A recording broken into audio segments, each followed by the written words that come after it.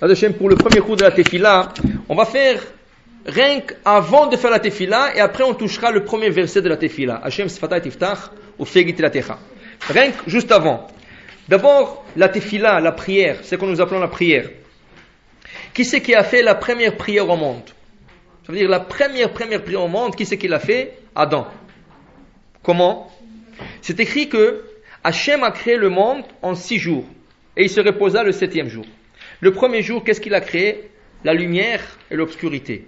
Deuxième jour, il a séparé l'eau. Il y avait de l'eau en bas, il y avait de l'eau dans le ciel. Shamaim, Shamaim, Shamaim. C'est là-bas qu'il y a de l'eau. Troisième jour, il a créé toute la végétation. 4e jour, il a placé le soleil et la lune. 5e jour, il a créé le poisson, c'est ça? 6e jour, il a créé la volaille et les autres animaux. 6e jour, les autres animaux. Et aussi, à la fin, il a créé Adam. Adam et Chava ont été créés le 6e jour. C'est écrit dans la Torah, dans Bereshit, c'est écrit, voilà que Adam, Hachem, il a créé toute la création, mais il n'y avait pas encore de la pluie. Même s'il y avait de la végétation, il n'y avait pas encore de la pluie. C'est ça? Et il n'y avait rien sur terre. Il n'y a rien. Même pas un buisson, même pas un arbre, même pas du gazon, rien. Comment ça? Là, j'ai dit, comment tu dis ça? Tu viens de dire qu'Hachem, le 3e jour, a créé toute la végétation. Les arbres, les herbes, le buisson, tout ce que tu veux, il a créé le 3e jour. Comment tu dis à la fin du 6e jour, presque vers la fin, qu'il n'y a rien sur terre? Dit Rashi, au nom de nos sages, non, tout a été créé, mais il était sur la surface. Ce qui veut dire, les arbres, ils n'ont pas sorti sur la surface. Ils étaient juste sur la surface, toucher le sommet de la surface, ça veut dire la surface, mais ils ne sont pas sortis sur terre. Il y avait du gazon, mais sous la terre, toucher la surface. Tout était sous la surface. Pourquoi? La Torah te dit pourquoi. Car Adam Ain, il n'y avait pas encore l'homme. Et Rachid dit, quelle raison c'est? Qu'est-ce que ça veut dire il n'y a pas encore l'homme? Dit Rachid, il n'y a pas encore l'homme qui va prier pour la pluie. Quand Adam va être créé, il va voir, ah mais je vois des beaux arbres qui sont juste là-bas sous la terre, je vois du gazon, je vois du buisson, il y a tout, mais pourquoi ça ne sort pas de la terre? On va dire parce qu'il faut quelqu'un qui prie pour la pluie, qu'elle descend, et quand il va prier, la pluie va descendre du ciel, et tout va remonter sur la surface.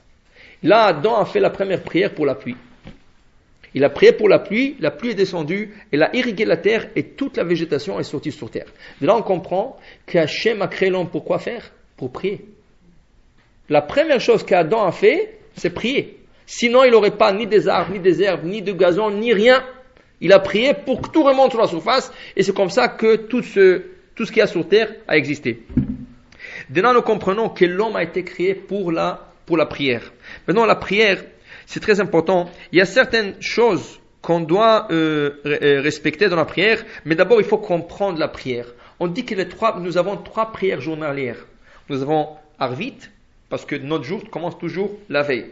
Nous avons Arvit, nous avons Shachrit et nous avons Mincha. La Gemara explique que les 3 prières ont été instaurées par nos patriarches. La prière de Shachrit a été instaurée par Abraham. La prière de Mincha a été instaurée par Yitzhak. La prière d'Arvit a été instaurée par Yaakov. La Gemara, dans un autre passage, dit non, c'est pas le patriarche qu'on l'a instauré, on l'a instauré la prière à cause du sacrifice du jour. Qui veut dire, nous avons l'obligation, dans le temple, quand il y avait le temple, de sacrifier 2 brebis par jour. C'est le 2 brebis quotidiennes. Et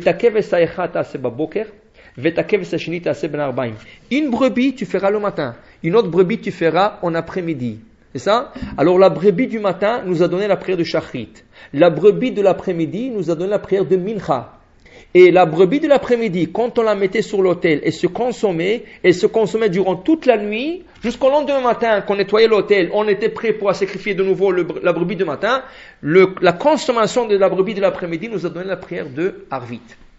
Ça veut dire que c'est pas les patriarches, ni Abraham, ni Yitzhak, ni Yaakov, c'est le sacrifice quotidien qui nous a instauré les 3 prières. La Gemara dit, comment tu dis cela? Il y a des preuves qui disent que c'est le patriarche, il y a d'autres preuves qui disent que c'est la brebis quotidienne. Conclusion, toutes les 2 opinions sont vraies. C'est le patriarche et c'est à cause du sacrifice quotidien. Comment? Abraham, il a instauré Shachrit. Yitzhak, il a instauré Mincha. Yaakov, il a instauré Arvit. Mais Shachrit, quand je peux faire Shachrit? Depuis le lever de soleil jusqu'à quand? Est-ce que je peux faire Shachrit jusqu'à l'après-midi, jusqu'au soir? Abraham nous a pas dit quand est-ce qu'il faut arrêter Shachrit? Jusqu'à quelle heure je peux faire Shachrit? Quand je dis Mincha, quand ça commence Mincha? Est-ce que je peux faire Mincha le matin? J'ai envie de faire Mincha moi. Je peux commencer le matin et le soir, quand ça termine Mincha. Et Arvit, quand est-ce que ça commence? Quand ça termine? Alors il faut combiner les deux opinions. Abraham nous a donné Shachrit. Mais quels sont les paramètres de cette prière? La brebis du matin. Qui veut dire, quand est-ce qu'on a sacrifié cette brebis du matin, ce sacrifice quotidien le matin? Depuis le premier rayon du soleil jusqu'à 4 heures de la journée. Pas plus que ça, on ne pouvait pas aller plus que ça. Ça veut dire que, dès que le soleil se lève, tu peux faire Shachrit, mais après 4 heures, tu ne peux plus faire Shachrit. C'est fini. C'est pas 4 heures l'après-midi, les 4 heures, 4 premières heures de la journée.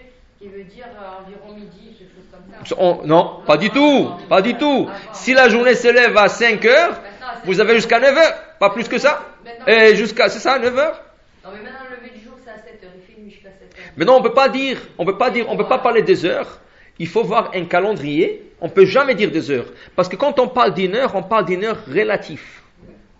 Une heure relative. Qu'est-ce que ça veut dire une heure relative? Regardez, en Israël, les heures en hiver, en été, ils sont plus ou moins égales. C'est 1 heure, 1 heure 5. Mais si tu vas en Canada, tu vas en États-Unis ou n'importe quel autre côté du monde, tu vas voir qu'en été, la journée est très courte. Qu'est-ce que c'est courte? 10 heures. 10 heures de journée. Tu vas en hiver, ça c'est en hiver. En été, tu as une journée de 14 heures.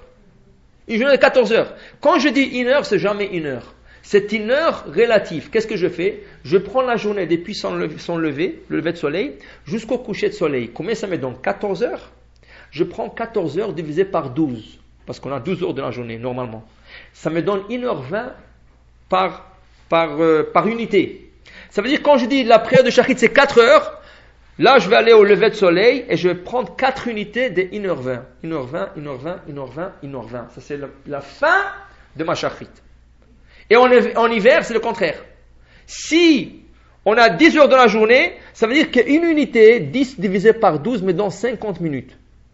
Ça veut dire que je prends 4 unités de 50 minutes. Je regarde quand le soleil se lève et je dis 50 minutes plus 50 minutes plus 50 plus 50 minutes. Ça me donne la fin de... Mais ça, si vous allez calculer, c'est trop difficile. Il y a des calendriers déjà prêts. Vous regardez les calendriers et vous savez que la fin de la prière de Shachrit. Maintenant, attention. Quand nous, on parle maintenant de la prière. Quand on parle d'une prière, c'est la Hamida. Mais il y a le Shema. Le Shema, c'est 3 heures. Ça veut dire, depuis que le soleil se lève jusqu'à 3 heures, tu peux lire le Shema. Après ça, tu as raté la récompense de Shema. Shema, tu peux la lire toute la journée. Mais si tu veux avoir la vraie récompense d'une prière de Shema de matin, tu la liras avant les 3 heures de la journée. Depuis que le soleil se lève jusqu'à 3 heures après. Tout ça, il faut toujours avoir des calendriers. Il y a plein de calendriers avec des dates sur l'internet. Vous pouvez trouver sur n'importe quoi. Mais il y a 2 heures. Ça veut dire qu'on ne peut pas dire, je peux faire Shachrit jusqu'à midi. C'est faux. Tu peux faire même des brachot en vin. Si tu pries après les 4 heures, c'est un bracha en vin. C'est péché, non? C'est péché. Ça? Alors, il y a des chassidim, eux, ils ont leur coutume, ils ont leur rabbanim à eux. Nous, on se base toujours sur le Shulchan Aruch. Qu'est-ce qui est le Shulchan Aruch? 3 heures. Ils commencent à faire la prière. Ça, c'est cas irrégulier. C'est ça, irrégulier. Mais comme éducation, ça veut dire éducation. Comme halakha, 3 heures pour Shema, 4 heures pour la prière. Maintenant, regardez. Abraham, il a instauré Shachrit. C'est jusqu'à la 4e heure de la journée. Yitzhak, qu'est-ce qu'il a instauré? Mincha. C'est quand l'heure de Mincha? C'est quand je peux sacrifier la deuxième brebis. Quand est-ce que je sacrifie la deuxième brebis? À partir de 9h30 depuis le lever de soleil.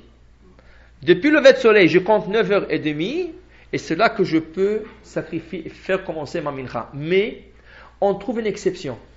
Qu'est-ce qui arrive si Pessah tombe un Shabbat? On doit égorger la brebis vendredi. Quand est-ce qu'on peut égorger? Est-ce qu'on va l'égorger à 9h30? Il va me rester 1 heure pour égorger le sacrifice, c'est impossible. D'égorger le sacrifice au temple et retourner à la maison, c'est impossible. Là, ils ont donné la chance d'égorger la brebis pascale, ça veut dire la brebis pascale de Pessah, quand ça tombe un Shabbat, à 6h30 depuis le lever de soleil. C'est depuis que le soleil se lève, une fois arrivé à 6h30 de la journée, tu peux commencer à égorger ta brebis. Ça veut dire que, a posteriori, je peux faire mincha à partir de 6h30 après le lever de soleil. A priori, après 9h30 de la journée. Jusqu'à quand? Jusqu'à que je ne peux plus sacrifier cette brebis. Quand? Une fois que le soleil se couche, tu ne peux plus toucher cette brebis.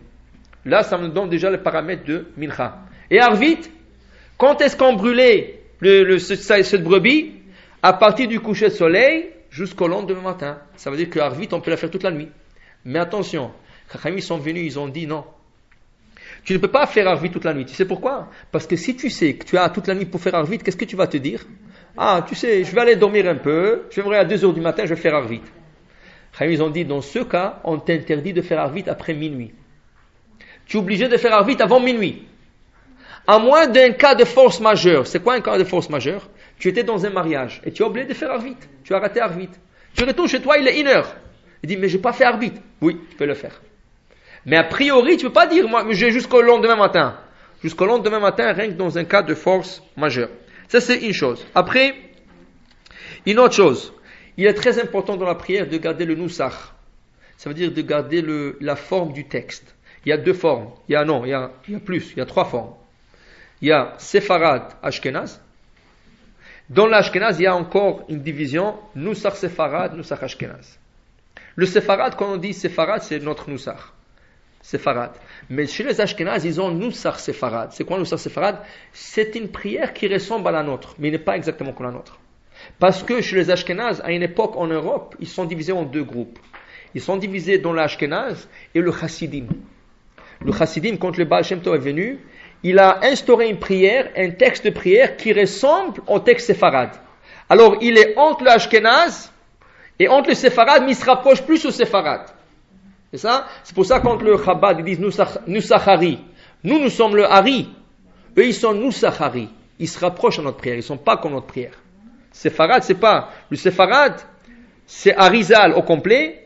Tout le reste, c'est Nusach Sfarad, Nusachari. Il se rapproche de notre prière, mais ce n'est pas notre prière. Il est très important que chacun garde la coutume de ses ancêtres, ses parents. Si c'est un Ashkenaz, il va prier Ashkenaz. Si c'est un Sefarad, il va prier Ashkenaz. Il y a une question dans la halakha. Est-ce que quelqu'un qui est Ashkenaz peut devenir dans sa prière un Sefarad? Selon le décisionnaire, oui. Mais le contraire, non. Un Sefarad n'a pas le droit de retourner faire une prière Ashkenaz. Un Ashkenaz peut devenir un Sefarad dans la prière, mais un Sefarad ne peut pas devenir un Ashkenaz. Pourquoi? Le Harizal disait que la prière rentre dans des portes dans le ciel. Il y a 12 portes, parce que nous avons 12 tribus. Le Harizal dit que la prière Sefarad monte dans tous les 12. Quand on dit que les Ashkenaz rentrent rien que dans la tribu à qui est affiliée cette personne. Si tu es la tribu de Juda, tu rentres dans Juda. Si tu es la tribu de Dan, tu rentres dans Dan. Si tu es la tribu de Naphtali, tu rentres dans Naphtali. Tandis que si tu es Sefarad, tu rentres dans tous les 12. Pourquoi? On ne sait pas. Ça, c'est des secrets de la Torah. C'est le Harizal qui nous a dévoilé ça. Le Harizal a dit ça, clairement. Bon, alors il faut prier pour eux qui deviennent les Sefarad. Oui. Comment? Le Harizal, c'est un Ashkenaz. Le Harizal, le grand maître Harizal, c'est un Ashkenaz qui est devenu Sefarad. Aujourd'hui, il y a beaucoup de Ashkenaz qui deviennent Sefarad. Donnez-leur la salade matboucha ou la salade d'aubergine, vous allez voir. Ils vont tout de suite devenir séfarades. Donc, maintenant regardez. Dans la prière, il faut se fixer un endroit. Vous allez voir la semaine prochaine qu'Abraham, quand il va prier Shachrit, il va fixer un endroit. On ne peut pas prier Shachrit un jour ici, l'autre jour là-bas, ou même chez toi à la maison. Tu ne peux pas prier un jour au basement, l'autre jour au salon, l'autre jour dans ta chambre à coucher. Même on dit, quand tu achètes une maison, ou tu loues une maison, il faut depuis le départ, avant que tu rentres, tes meubles, tu dis voilà, ici, je ferai ma prière. Et tu pries toujours là-bas. À moins qu'il y ait un inconvénient qui arrive. Mais, tu dois te fixer une place chez toi à la maison pour prier. Et à plus forte raison à la synagogue. Tu ne peux pas jouer une chaise musicale. Un jour tu parles à celui-là, tu es là-bas, fais la médaille là-bas. Un jour tu parles à celui-là, tu es là-bas. Non! C'est écrit, Abraham, il s'éleva pour prier à l'endroit habitué. Et de là, on apprend qu'il faut se fixer un endroit pour la prière. Tu ne peux pas prier. Pourquoi? Parce que si tu ne fixes pas un endroit, tu mélanges les anges. Sur la maison, c'est facile à la synagogue. Pourquoi pas? Parce que des fois, les femmes s'assoient là. Non, il n'y a pas. Vous avez. Oui? Alors, il y a de la faute pour ça aussi. Si vous avez une place à la synagogue, et vous arrivez samedi, il y a quelqu'un qui est assis dans votre place, il faut essayer de s'asseoir 2 mètres près de votre place. Si vous êtes 2 mètres près, en avant, en arrière, de côté, vous êtes considéré dans votre place. C'est-à-dire, s'il y a quelqu'un qui s'assoit dans votre place, alors asseyez-vous du chaise à côté.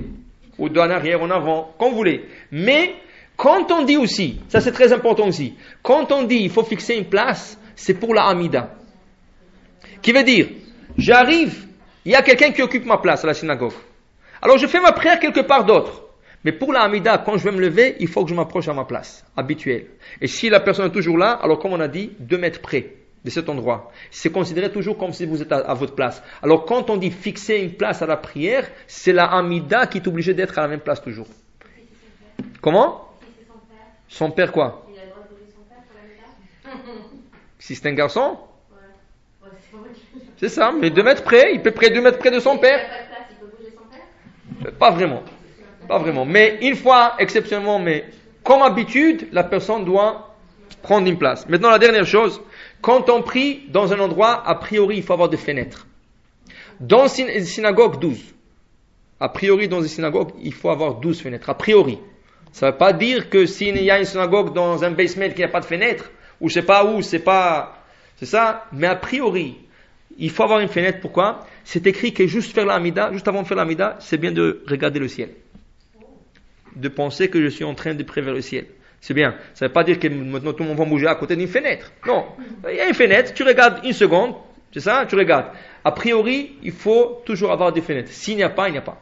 Mais a priori, si on doit construire une synagogue ou si on doit prier à un endroit, c'est un endroit avec des fenêtres. Dernière halakha, quand on fait une prière, on la fait avec ferveur. Alors on va commencer la première et après on terminera, on continuera 2 autres semaines. Le premier passage de l'Amida, c'est quoi? C'est un verset qui apparemment n'a pas à voir avec notre Amida. C'est un verset de Tehillim, du psaume 51 qui a été choisi, qui a été placé là-bas. Mais s'il a été placé là-bas par nos sages, il y a une raison. Il faut comprendre qu'à l'époque de Moshe Rabbeinu, jusqu'à l'époque du premier exil, en retour de Babel, il n'y avait pas de texte. En temps de Moshe Rabbeinu, quand on dit Shachrit, ou quand on dit Mincha, ou quand on dit Arvit, les gens priaient à leur langage à eux. Il y a un qui priait 1 minute, il y a un qui priait 1 demi-heure, l'autre qui priait 10 minutes. Il n'y avait pas de texte. Tu disais à Hachem ce que ton cœur désire et ce que ton cœur veut dire à Hachem. Mais le problème qui est arrivé, quand Ezra Sofer a monté les Juifs de Babylone, il a trouvé que beaucoup de Juifs ont arrêté de prier. Pourquoi? Parce qu'ils ne savaient plus quoi dire. Il y a des gens qui n'ont pas quoi dire. Qu'est-ce que je dis à Hachem? Qu'est-ce que je demande? Alors là, Ezra et son tribunal ont instauré le texte que nous avons aujourd'hui. Le texte que nous avons, ils l'ont instauré. Et depuis, ce texte-là, il va selon tout le niveau spirituel qu'on peut avoir. On ne peut pas le changer. Pourquoi? Parce qu'il y a tout. Il y a tellement de grands secrets, donc si vous regardez des livres kabbalistes de le texte de la prière, vous allez vous étonner. Tout ce que vous voulez, il se trouve dans ce texte. C'est pour ça qu'on ne change pas, on prie. Mais avant de commencer tout ce 18, on a 18. Pourquoi 18? On a 18 parce qu'on a 18 colonnes vertébrales. Et vous allez voir, on va expliquer dans le prochain cours pourquoi il faut se prosterner quand on fait l'Amida. Depuis l'Amida, on se prosterne. On va expliquer. Mais le premier passage de l'Amida, c'est quoi? On dit un verset. Adonai, Sefatai Tiftach, ou Fi Agit Telatecha. Traduction? Hachem, éternel, Sefatai Tiftach, ouvre mes lèvres, puis pour que ma bouche dise ton louange. C'est ça? Pour que ma bouche puisse dire ta louange. C'est ça? Qu'est-ce que ça a à voir avec la prière? Parce que maintenant, toute la prière, il y a du louange que je veux dire à Hachem. Il y a 18, ou plutôt 19 louanges que je veux dire. Et je demande à Hachem, ouvre ma bouche. Qu'est-ce que c'est? Ta bouche est fermée? Ça veut dire Hachem Sfada Yiftach. Ça c'est David Amelech qui l'a dit. Mais qu'est-ce que ça veut dire? Est-ce que ta bouche est fermée à clé, que Hachem doit l'ouvrir? Qu'est-ce que ça veut dire Hachem Sfada Yiftach? Alors voilà. Alors on va expliquer cela d'abord. La Gemara dit, une personne dans ce monde doit se taire. Il faut fermer sa bouche à clé. Pourquoi? Parce que tout le problème que la personne est là, c'est à cause de sa bouche. Tu manges non kosher, c'est ta bouche. Tu parles de mauvaises choses, c'est ta bouche. Tu parles à la médisance, c'est ta bouche. Tout le problème qu'il y a, c'est à travers la bouche. C'est pour ça que le roi David, qu'est-ce qu'il disait? Le roi Salomon, qu'est-ce qu'il disait? Shomer pivul shono, shomer mitzavot nafsho. Tous tes problèmes, c'est ta bouche. Garde ta bouche, tu n'auras pas de problème dans ta vie. Tout problème commence par la bouche. Donc si je dois fermer la bouche toute la journée, quand j'arrive à la prière, qu'est-ce que je dis? Je ferme la bouche? Non. Alors je dis Hachem, je demande permission d'ouvrir la bouche. Hachem Sefatai, je te demande la permission.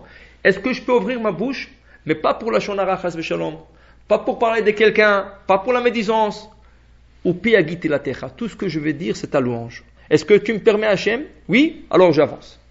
Maintenant, le problème, c'est quoi? Dès que je dis ça, Hachem Sefatai Tiftach, tout le monde se concentre au premier verset. C'est le premier, c'est facile. Mais dès que vous dites ça, où vous vous trouvez? Hong Kong, France, Suisse, partout, sauf ici. Dès que tu as dit Hachem Sefatai Tiftach, ah mais j'ai oublié de mettre la marmite sur le feu, et j'ai oublié de dire à ma fille, à mon fils d'emmener ça, et j'ai oublié de dire à mon mari avant de quitter, et comme ça tu commences à méditer, à penser, tu arrives, que tout ce que je dis, ta louange Hachem, soit accepté devant toi. Mais qu'est-ce que tu as dit? Tu as pensé à ton mari, à ton fils, à ta fille, à tout le monde, sauf moi, dit Hachem. Alors quand on dit Hachem Sefatai Tiftach, en vérité, c'est le moment de se concentrer. Parce que tu demandes la permission de dire la louange d'Hachem et tu prends le bateau, l'avion d'aller quelque part d'autre. C'est pour ça que le Rav Messas, il emmène dans son livre, qu'il y avait un Rav, il a prié avec ce chassidim, avec son groupe. Quand ils ont terminé l'Amida, ils ont fait le Kaddish et tout, le Rav est parti chez tout le monde. Ah, bonjour, shalom aleichem, shalom aleichem. Il a serré tout le monde la main et dit shalom aleichem. Il dit, qu'est-ce que tu veux? Oh, shalom, on était là. Il dit, non, toi tu étais en France, et toi tu étais en Suisse, et toi tu étais... Il dit, qu'est-ce que ça veut dire ça? Il dit, oui, dans ta Amida, j'ai vu, tu étais tellement concentré en France avec ta marchandise que tu étais même pas là. Alors il faut te faire le gomel quand tu reviens. Tu as voyagé, ça? Alors c'est ça. Alors quand on dit Hachem Sefatai Tiftach, il faut faire attention, il faut se concentrer. Vous savez qu'est-ce qu'il dit le Baal Shem Tov? Et je termine avec cette note. Le Baal Shem Tov dit, si on arrive à faire une Amida, dans toute la vie, dans 120 ans, une Amida, on s'est acquitté de notre devoir de prière dans toute la vie. Il est tellement difficile d'avoir une Amida concentrée. Une. Alors, qu'est-ce qui arrive? Chaque prière qui monte, alors tu peux faire un peu de kavana. Tu as un peu de Hachem Sefatai Tiftach, tu t'es bien concentré sur la première section. Baruch Ata Hachem, Elokeinu, tu es bien concentré. La prière commence à monter, monte. Tu arrives à la troisième, tu te bloques là-bas. La prière reste bloquée. Le lendemain, tu viens, tu as un peu plus de remords. Tu as dit, hier, je n'ai pas fait assez de kavana. Alors, ou tu fais mincha. Là, tu fais encore kavana. On va dire, Atachonen Adam Dat, qui est la quatrième, tu fais plus de kavana. Qu'est-ce qui arrive? Cette prière pousse la première qui a été avec moins de ferveur. Elle la pousse vers le haut. Et tu es monté de niveau. Vous avez 70 ans pour faire monter une prière en haut. Vous imaginez ça? Alors maintenant, il y a une halakha. Et je terminerai par cette halakha. Il y a une halakha. Le Shulchan Aruch dit, vous savez que les 3 premières bénédictions, si vous ne méditez pas dans la prière, qu'est-ce que vous êtes en train de dire? On ne vous demande pas de faire de pensée kabbalistique ou de mystique. Rien que pour méditer, qu'est-ce que vous êtes en train de dire? Si vous ne méditez pas sur qu'est-ce que vous êtes en train de dire, et vous divaguez quelque part, vous devez recommencer l'Amida. Qui veut dire, quand je commence Hachem Sefatai Tiftach, Fegiti la Techa, et j'arrive à la première bénédiction, à la fin, Baruch Ata Hachem Magen Avraham, et quand je dis Magen Avraham, protecteur d'Avraham, je n'ai pas, ou le bouclier d'Avraham, je n'ai pas médité, qu'est-ce que je suis en train de dire? Ça ne vaut pas. Il faut recommencer. J'arrive à la deuxième. Baruch Ata Hachem Mechaya Metim, béni sois-tu l'Éternel sous toute bénédiction, qui fait ressusciter le mort. Si je n'ai pas eu attention là-bas, même si j'ai eu la première, il faut que je recommence l'Amida. Le début. Hachem Sefatai Tiftach. Et si j'arrive à la troisième, j'ai eu la Kavana de Magen Avraham, j'ai eu la Kavana Mechaya Metim, j'arrive à El Kadosh, et je n'ai pas concentré, il faut que tu recommences l'Amida. Maintenant, tu arrives, bracha numéro 12 dans l'Amida. 13, et tu dis, mais j'ai pas, Magen Avraham, je n'étais pas là. Ma tête était ailleurs. Recommence. Ça c'est l'halakha. N'importe quel moment. Attendez. Ça c'est l'halakha. Est-ce que nous le faisons? Non. Pourquoi pas? Pourquoi pas? Non, on ne le fait pas. Pourquoi pas? Parce que même si tu vas recommencer de nouveau, il n'y a pas de garantie. Il n'y a pas de garantie parce que tu peux rester chachrit jusqu'à Arvit. On ne peut pas parce que qui c'est qui vous garantit? Non, reste le passage. Quel passage?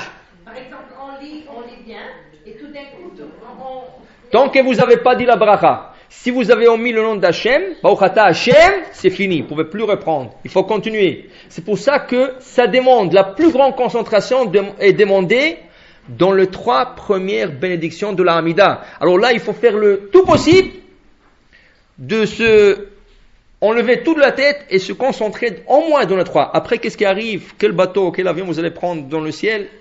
C'est à vous. Mais dans les 3 premières, c'est primordial. Et bien, on va, dans le prochain cours, on va expliquer un peu plus de ça.